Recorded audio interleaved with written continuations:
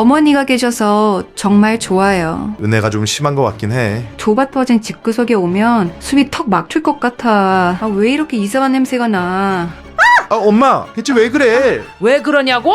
몰라서 그래? 매달 25일에 입금 안 되면 변호사 선임해서 법적 조치 취할 거야. 알았어?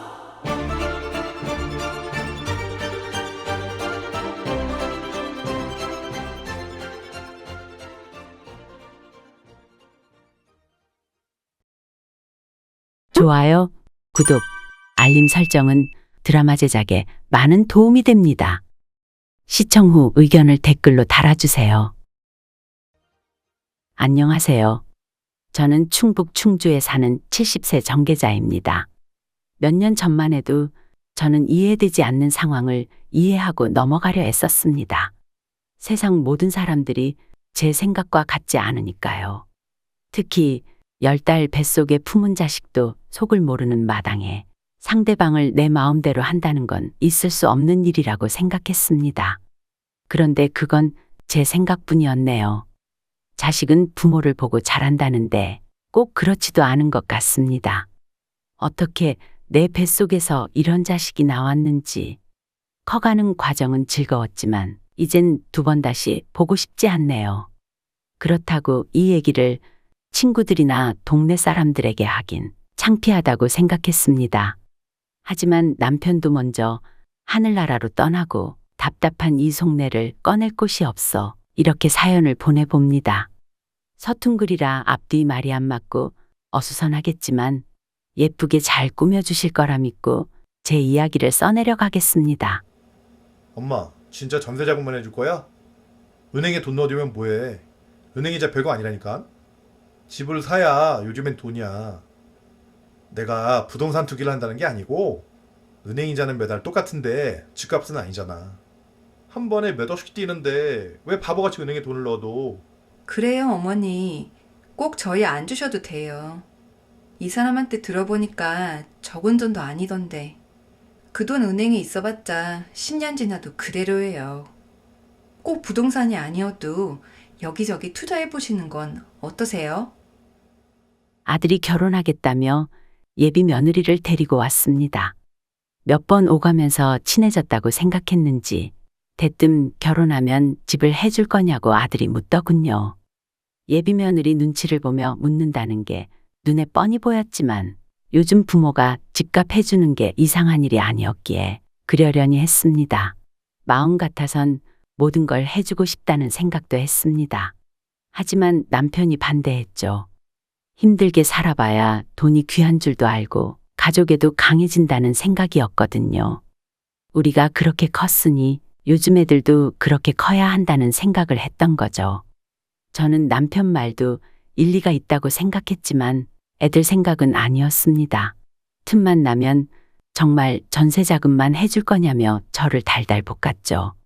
나한테 백날 얘기해봐야 소용없어. 네 아빠 고집 누가 꺾는다고. 그리고 솔직히 엄마 결혼했을 땐 맨 땅에 헤딩했어. 아무것도 없는 땅에서 시작했는데 전셋값이라도 받고 시작하는 게 어디야? 너 솔직히 전세 자금도 못 모았잖아. 아니야? 그건 그런데 엄마. 그래도 내 친구들 보면 다 부모님이 집 하나씩 해줘서 살던데 난 쪽팔리게 전셋집이 뭐야. 그럼 강남에 해줄 수 있어? 강남? 그래. 그러면은 뭐 전세라도 감사하게 받을게요. 너 행여 네 아빠한테 말도 꺼내지 마라. 그랬다가 전세 자금도 안 해준다는 소리 듣지 말고 언제 철들래? 내가 자식을 잘 키운 게 맞나 싶네. 회사도 번듯하게 잘 다니면서 부모한테 돈 달라는 소리나 하고 남편 말대로 안 주는 게 낫겠어. 저도 당연한 줄 알지 고마운 줄 모를 테니. 결혼을 준비하는 아들과 얘기를 하면 할수록 전에 보지 못했던 모습들에 실망스러웠습니다. 한 번도 뭘 사달라 조른 적 없던 아들이었기에 이런 변화가 더 크게 느껴졌는지도 모르겠네요. 그래서 살짝 마음이 흔들렸던 것도 사실입니다. 하지만 남편은 완강했어요. 그래서 저도 더 이상 아무런 말 하지 못한 채 남편의 의사를 따르기로 했습니다. 그렇게 며칠이 흘렀습니다. 엄마, 혹시 아빠가 해주신다는 전세자금 말고 엄마가 돈 좀 빌려줄 수 있어요? 돈을 빌려달라니? 어디에 쓰려고? 전세 자금만 있으면 집 구하고 은혜가 혼수해오기로 한 거 아니야? 혹시 은혜 모은 돈 없어서 혼수까지 너가 해야 하는 거야? 아니, 그런 게 아니고 은혜 회사가 강남이잖아. 아침 출근 시간도 이르고 아무리 생각해도 강남으로 전세를 구하는 게 나중을 위해서도 나을 것 같아. 나중을 위해서라니? 솔직히 나나 은혜나 혼자 벌면 애들 낳고 못 살지. 아이 낳아도 맞벌이 해야 하는데 아무래도 엄마가 회사 가까운 게 더 편하다고 말하니까 무작정 멀리 가자는 말도 못 하겠어. 집을 산다면야 뭐 강남이 아니더라도 뭐 어쩌지 살지 않겠어요? 일단 생각해 볼게. 다음에 은혜랑 같이 얘기해 보자. 아들이 하는 말을 들으니 어떻게든 결판을 내야겠다고 생각했어요. 그렇지 않고서는 전세 자금을 해주더라도 남편에게 불만을 얘기할 것 같았거든요. 그리고 한 번도 떼쓰지 않던 아들이 떼쓰는 이유가 예비 며느리 때문이라는 것도 눈치챌 수 있었죠. 그래서 아들에게 말하는 것보다 둘이 함께 있는 자리에서 얘기하는 게 나을 거라고 생각했죠. 그렇지 않으면 아들이 중간에서 말을 옮기느라 힘들 것 같았고 예비 며느리가 어떤 생각을 가진 사람인지 정확하게 알고 싶기도 했습니다. 그렇게 또 며칠이 흐른 뒤 한 카페에서 저와 아들 그리고 며느리가 만났습니다. 돈 빌려달라는 얘기를 들었다. 혁진이야, 내 아들이니까 얼마 모았는지 알고 은혜는 얼마 모았니? 너희가 가진 돈부터 말해봐. 네? 저희가 모은 돈은 아직 많지 않아요. 혁진이는 6천만 원 모은 걸로 알고 있다. 그리고 은혜 너가 혁진이보다 취업이 빨랐어도 나이가 어리니 당연히 많이 모으진 않았을 거라 생각해. 하지만 그 많지 않은 금액이 어느 정도인지 알려주지 못한다면 나 역시 너희에게 돈 빌려주는 건 할 생각이 없다. 저는 아들과 예비 며느리를 앉혀놓고 제 의사를 밝혔습니다. 예비 며느리 얼굴이 붉어졌지만 아무 말도 하지 못했죠. 속으로 그런 생각이 들었습니다. 아들이 대체 어떻게 말을 했길래 당연히 우리가 돈을 해준다고 생각했을까? 예전엔 자식들이 결혼하면 양가 부모를 챙기고 자주 찾아뵙는 떨어져 살지만 한 가족이나 다름없었죠. 하지만 요즘은 그렇지 않다고 하더군요. 그래도 저는 다를 거라고 생각했어요. 바쁜 일상 속에서도 아들을 살뜰히 챙겼고 그런 고마움을 알기에 아들은 반항 한번 하지 않고 성장기를 거쳤으니까요. 그런데 결혼을 앞두고 보여지는 모습은 실망스러움의 연속이었습니다. 아들과 예비 며느리는 고개를 숙인 채 말이 없었고 그 이후 별다른 말 없이 결혼식을 올렸죠. 그리고 그들의 욕심대로 평수는 작지만 강남의 한 아파트에 살게 되었습니다. 엄마, 이게 어떻게 된 일이에요? 아빠는 뭐래요? 내가 자리를 비우지 않았어야 했어. 저녁에 삼겹살이 먹고 싶다 해서 잠깐 슈퍼에 갔다 왔을 뿐인데. 그렇게 몇 달의 시간이 지나고 제 인생을 뒤흔들 일이 생겼죠. 저녁 창거리를 사러 집 앞 슈퍼를 간 사이 평소 혈압이 높았던 남편이 심장을 움켜쥐고 쓰러져 있었습니다. 물을 마시려고 그랬는지 쓰러진 곳이 주방 냉장고 앞이었습니다. 넘어지면서 주방 식탁에 머리를 부딪혔는지 머리에 피까지 흘리고 있었죠. 놀라서 달려가 남편을 흔들었지만 의식이 없었습니다. 숨을 쉬지 않는 것 같았어요. 구급대원이 심폐소생술을 했지만 소용없었죠. 아들에게 전화해 빠르게 병원으로 오라고 말했습니다. 그렇게 남편은 어이없이 떠나버렸습니다. 뭐가 그렇게 급하다고 그렇게 떠나버렸어.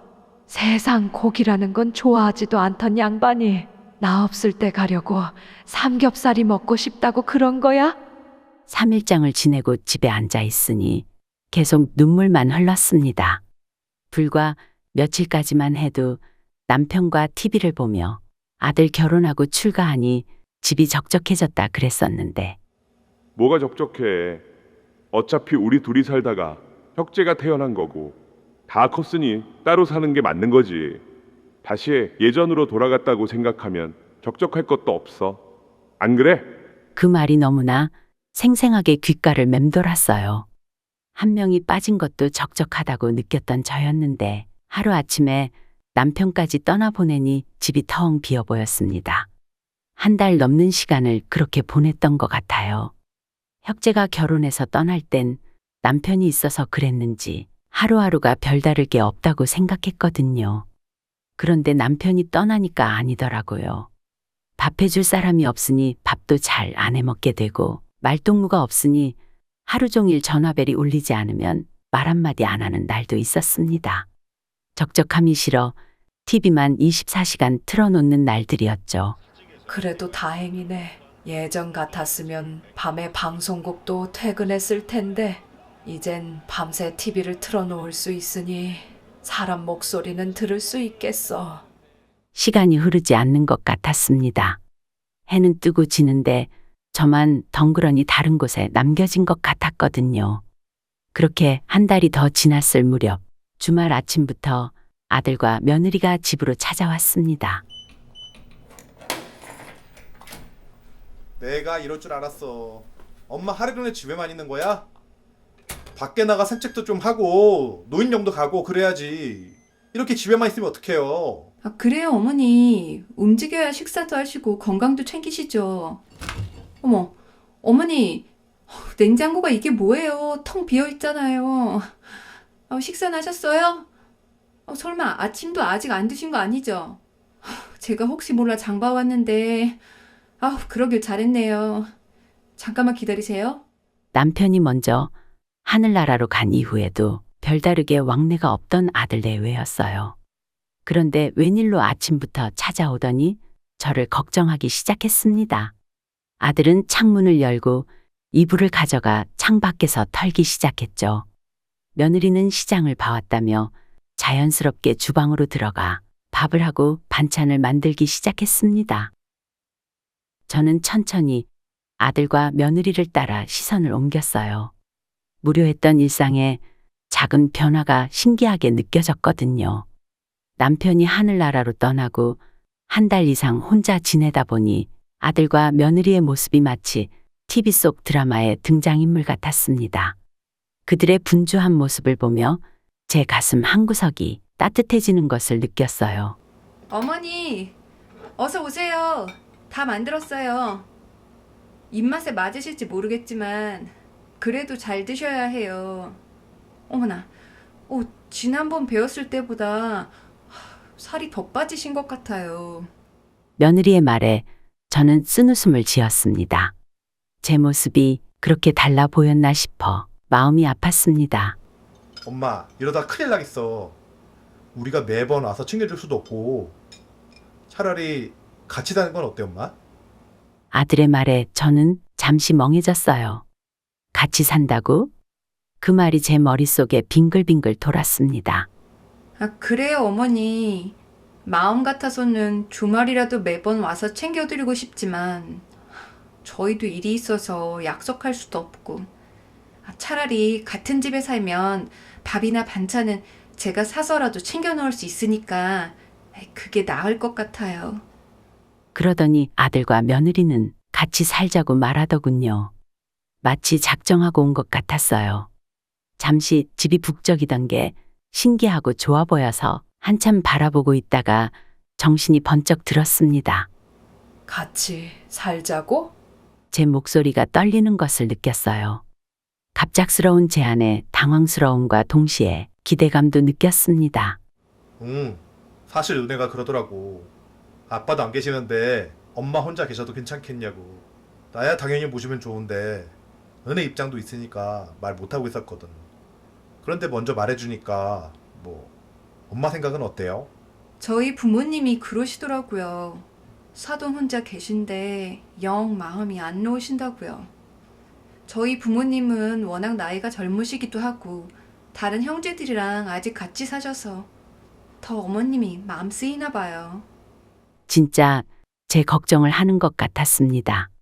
사돈 내외가 제 이야기를 했다고 말하니 아들과 며느리가 아침부터 와 밥을 차리고 저를 걱정하는 게 진심으로 느껴졌죠. 하지만 선뜻 그러자는 말을 하진 못했어요. 남편과 함께 살던 이 집에서 40년 넘게 살았으니 이사 간다는 게 생각처럼 쉽게 할 수 있는 게 아니거든요.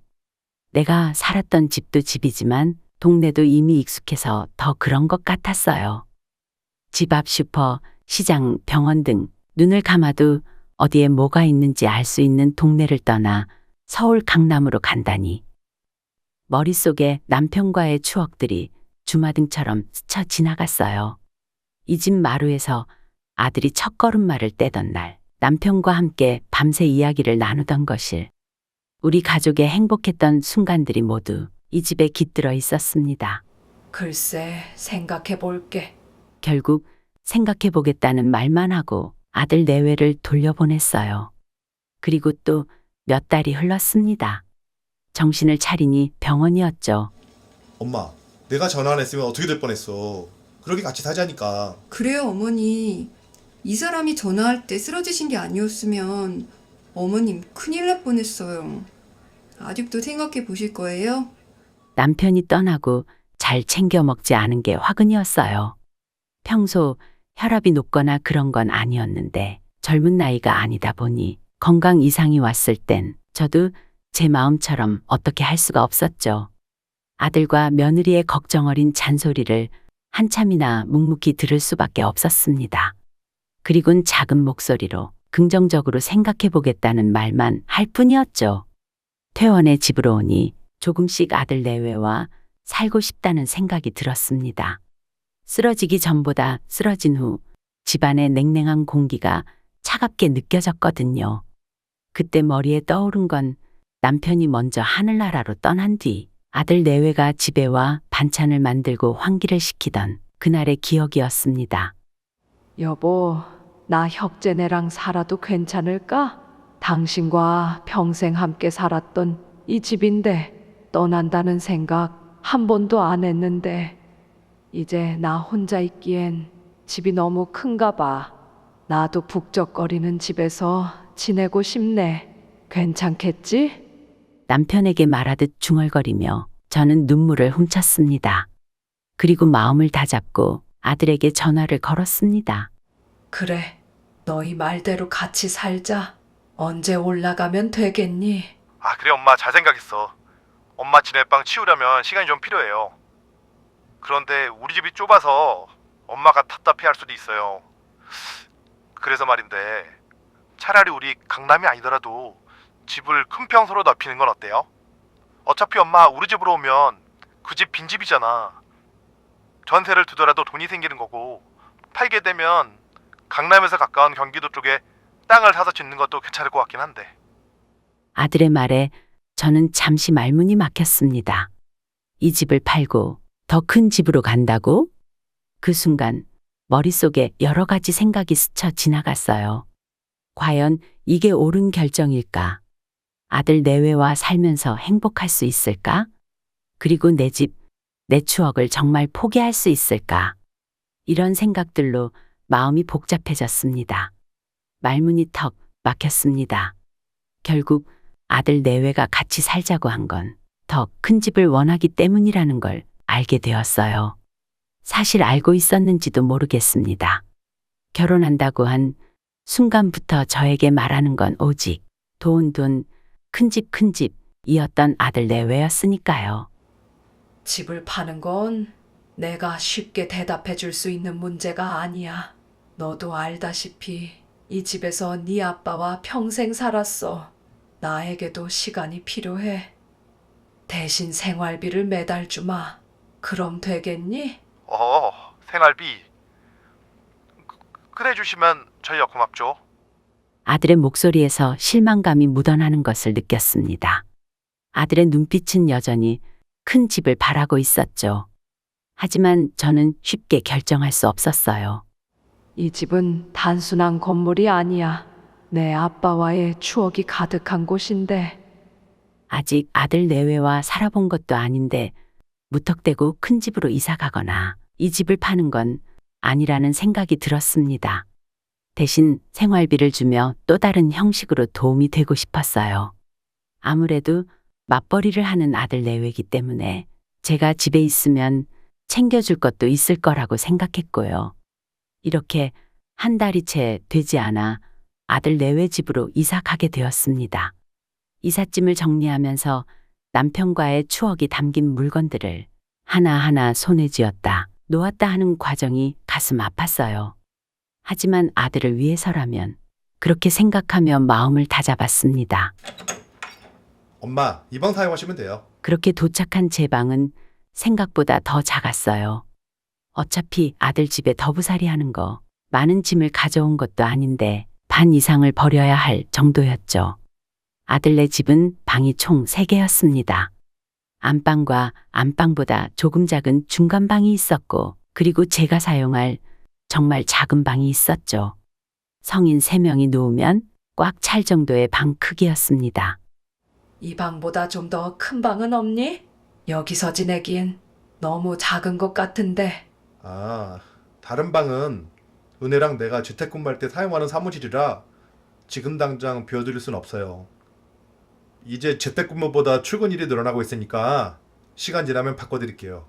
당분간 불편해도 좀 참아주세요, 엄마. 그렇게 말하는 아들 뒤로 입을 삐죽 내민 채 무언가 마음에 들지 않아 하는 며느리의 표정이 눈에 띄었습니다.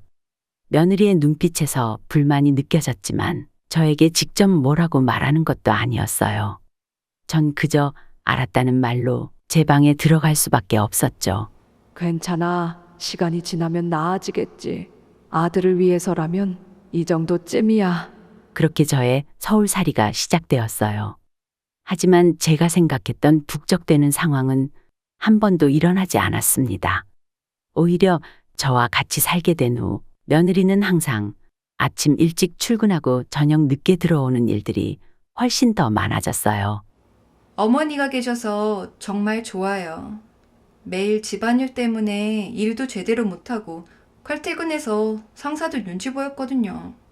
그런데 어머님 계시니까 그런 거 신경 안 쓰고 일에 집중할 수 있어서 너무 좋아요. 어머니, 감사해요. 그래도 묵묵히 감당할 수 있었던 건 며느리의 감사함과 칭찬이 있었기 때문이었습니다. 처음 제가 왔을 때 못마땅하게 지었던 표정은 온데간데없고 오히려 고마워했거든요. 하지만 일주일, 한 달 시간이 지나자 그런 표현은 점차 사라지기 시작했습니다. 아니, 어쩌면 당연하게 받아들이고 있었는지도 모르겠네요.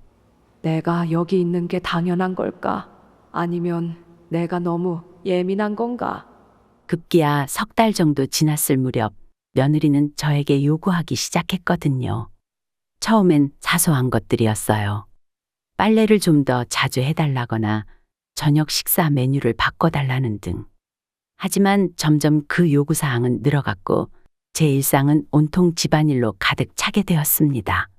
이런 상황 속에서도 저는 참았습니다. 아들을 위해서라는 생각으로 하루하루를 버티었죠. 하지만 제 마음 한구석에선 점점 불편함이 자라나고 있었어요. 과연 이게 맞는 걸까? 하는 의문이 들기 시작했습니다. 어머니, 제가 오늘도 늦어서요. 여기 상가에 가면 한성 세탁소 있거든요. 거기에 제 옷 좀 찾아다 주세요. 세탁소가 몇 개 있는데 한성이에요. 어느 날은 출근하면서 세탁소에 옷을 찾아달라는 말도 서슴지 않았습니다. 감사함을 넘어 저를 입주 도우미 취급하는 것 같았죠. 기가 막혔지만 어쨌든 살아보겠다고 아등바등 되는 것 같아 도와주는 게 맞다고 저를 다독였습니다. 엄마, 오늘 세탁소 들려서 제 양복 좀 찾아주세요. 아, 그리고 은혜 원피스도 같이 있을 거예요. 알았다. 근데 너희가 퇴근하면서 찾아오면 안 돼? 엄마, 저희는 늦게 퇴근하잖아요. 세탁소 문 닫기 전에 못 가요. 그래, 알았다. 아들은 며느리가 저를 몸종 취급하는 걸 어느 정도 아는 것 같았어요. 가끔 며느리가 없을 때면 어머니 힘드시죠? 라는 말을 하기도 했으니까요. 하지만 며느리가 있을 때면 분쟁거리를 만들기 싫은 건지 아예 방으로 들어가 버렸습니다. 엄마, 많이 힘들죠? 은혜가 좀 심한 것 같긴 해. 괜찮아. 내가 할 수 있는 건 해야지. 죄송해요, 엄마. 제가 은혜한테 잘 얘기해 볼게요.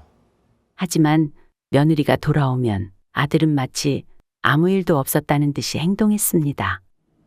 어머니, 오늘 저녁 뭐 해주실 거예요? 오늘은 된장찌개 어떠니? 된장찌개요? 아, 좀 질리는데. 딴 거 없어요? 어쩌다 일찍 들어오면 저녁 식사는 당연히 제가 해야 했고 해준다는 음식이 싫다며 새로운 걸 요구하거나 제 음식이 마음에 들지 않아 시켜 먹는 게 나을 것 같다는 말도 하기 시작했습니다. 그렇게 또 몇 달의 시간이 흐르면서 내가 왜 아들 집에서 이런 일을 하고 있는지 답답함이 밀려왔죠. 제 건강이 걱정되고 혼자 있는 게 안타까워 함께 살자고 말했으면서 아들네 집에 와도 달라질 건 없었거든요. 오히려 할 일만 늘어나 허리며 팔다리며 안 쑤신 곳이 없었습니다. 은혜야, 힘든 건 알겠다만 세탁기 정도는 돌려줬으면 해.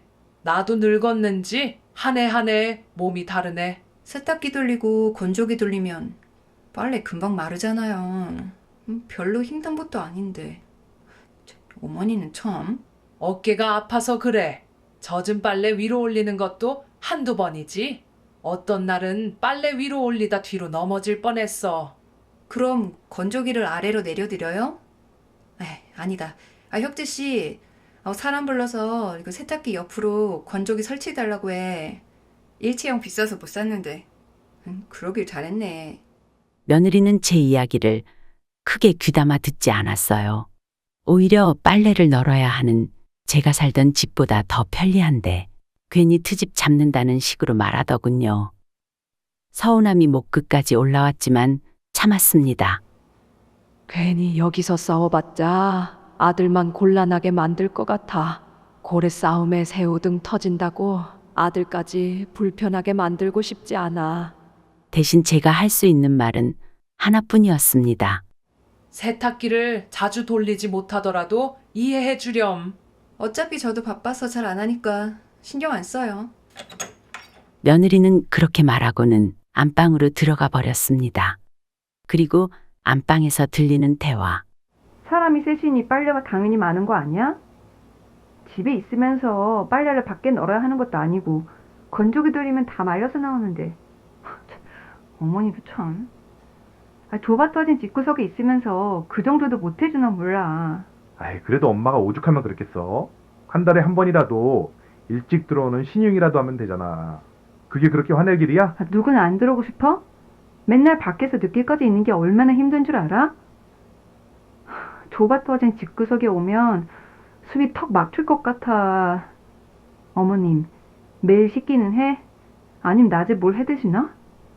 왜 이렇게 이상한 냄새가 나? 집에 오고 싶어야 들어오지. 거실에서 빨래를 정리하던 전 그만 놀라고 말았어요. 그동안 바빠서 늦게 들어온다고 생각했는데 그게 아니었거든요. 좁은 집에 제가 있는 게 못마땅했던 며느리가 아예 작정하고 집에 들어오지 않았던 거죠. 오히려 좋았겠죠. 밖에 있는 시간들은 자유시간이었고 집에 들어오면 집안일이 마무리되어 있으니까 말입니다. 그러던 어느 날 아들과 며느리가 출근하고 텅 빈 집에 혼자 있는데 갑자기 머리가 무거웠죠. 저도 모르게 소파에 누웠는데 몸이 천근만근 땅으로 꺼질 것 같은 느낌을 받았습니다. 몸살인 것 같았어요. 혁재야, 집에 약 어딨어? 야? 그거 은혜가 관리해서 나도 잘 모르는데. 은혜한테 한번 전화해봐요. 몸살약을 찾지 못해 아들에게 전화를 걸었더니 아들은 며느리에게 걸으라고 했습니다. 며느리에게 전화를 했지만 받지 않았고 잠시 뒤 문자로 회의 중이라 연락이 어렵다는 답변만 받았죠. 한참 며느리가 보낸 문자를 보고 있다가 힘을 내어 일어섰습니다. 집 앞 편의점에서 해열제라도 사다 먹어야겠다고 생각했거든요. 그렇게 한 걸음 한 걸음 내딛다 보니 편의점에 도착했습니다. 저도 모르게 눈물이 흘렀죠. 차라리 내 집이었다면 약이 어딨는지 알고 있으니 편하게 먹을 텐데 하는 후회가 밀려오기 시작했죠. 허망함을 애써 누른 채 약을 사 먹고 잠이 들었습니다. 늦게 아들 내외가 들어온 듯 했습니다. 제가 잠들었다고 생각한 아들 내외는 편하게 할 말을 주고받았죠. 엄마, 잠드셨나 봐. 몸살 걸리면 원래 땀 흘리면서 며칠 알아놓으면 괜찮아져. 별걸 다 걱정해.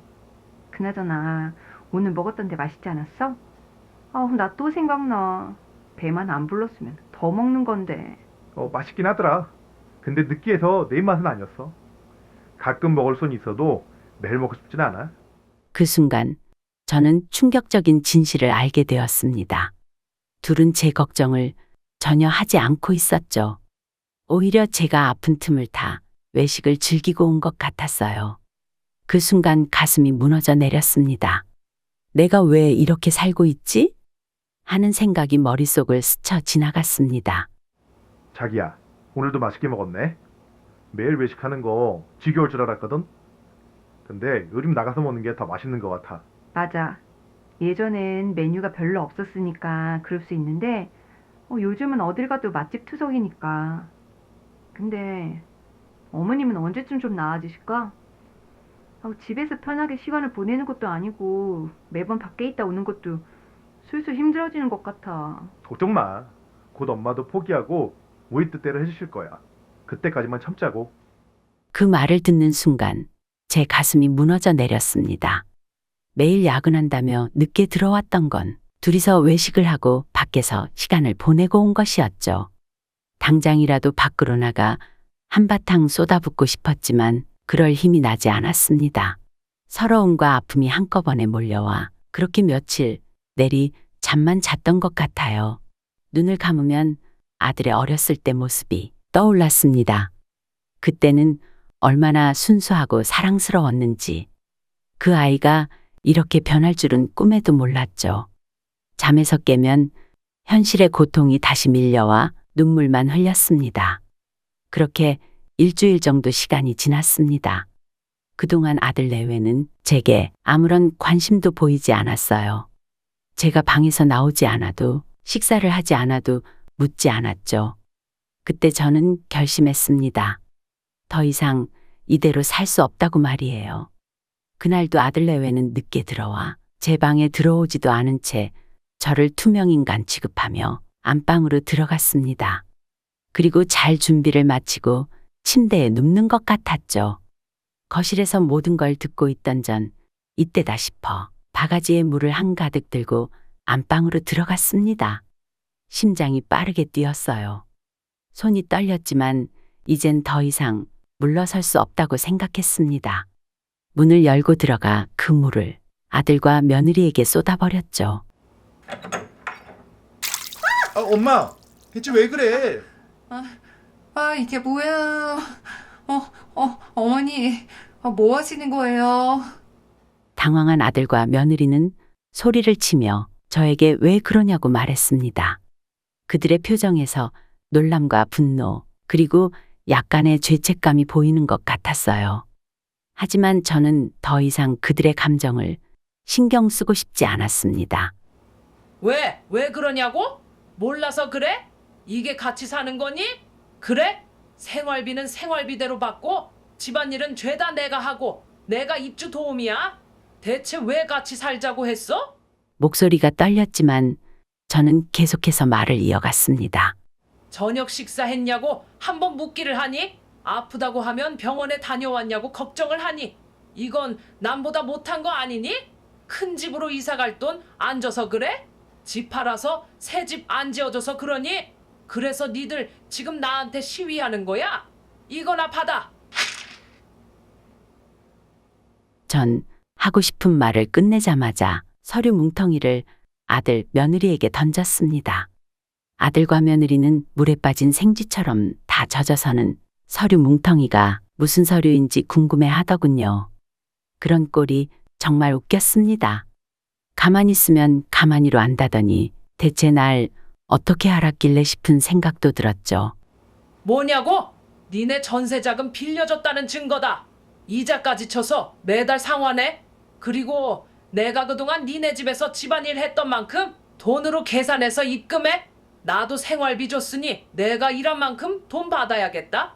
그냥 하는 소리 아니야. 매달 25일에 입금 안 되면 변호사 선임해서 법적 조치 취할 거야. 알았어? 아들과 며느리의 얼굴이 창백해졌습니다. 그들의 입에서는 어떤 말도 나오지 않았어요. 저는 그들의 반응을 더 이상 기다리지 않고 방을 나왔습니다. 그렇게 말하고 전 그 밤에 택시를 타고 제 집으로 돌아왔어요. 택시 안에서 눈물이 멈추지 않았습니다. 슬픔, 분노, 아니면 해방감. 어떤 감정인지 정확히 알 수 없었지만 한 가지 확실한 건 이제 다시 그 집으로 돌아가지 않겠다는 것이었습니다. 그 다음 날 아들과 며느리에게 전화가 왔지만 받지 않았죠.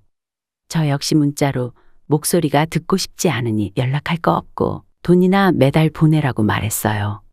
만나서 이야기하자고 말했지만 절 찾아오는 건 어려울 거라 생각합니다.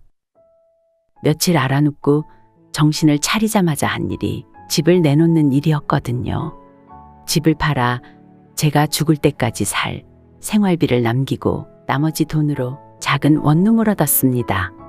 아들과 함께 살아보니 저 혼자 충분히 잘 살 수 있다는 확신이 들었거든요. 전화를 받지 않자 집에 찾아왔었는지 어디로 가셨냐고 얼굴 보고 이야기하자는데 답도 안 해버렸네요. 이야기할 가치가 없다고 생각했으니까요. 이런 꼴 안 보려고 먼저 간 거야? 잘했어. 당신 있었다면 벌써 사단이 나도 났겠지. 오히려 그게 나았을까? 한 차례 폭풍이 지나가고 나니 또 다시 남편이 생각납니다. 그래도 이젠 그때처럼 슬프진 않아요. 오히려 포기하고 외면하니 마음이 편해졌거든요. 새로운 동네에서 혼자 적응하는 게 쉽진 않겠지만 잘 해낼 거라고 믿습니다. 이제 저는 새로운 인생을 시작합니다. 70년 동안 남편과 자식을 위해 살았다면 남은 시간은 오직 저를 위해 살아갈 거예요. 그동안 하고 싶었지만 못했던 일들을 하나씩 해나갈 겁니다. 여행도 다니고 미술 수업도 들어볼까 해요. 가끔은 아들 생각이 나겠지만 그때마다 제가 겪었던 일들을 떠올리며 마음을 다잡을 겁니다. 이제는 더 이상 상처받지 않을 거예요. 제 인생의 새로운 장을 시작하려 합니다. 여러분도 저를 응원해 주시길 바랍니다.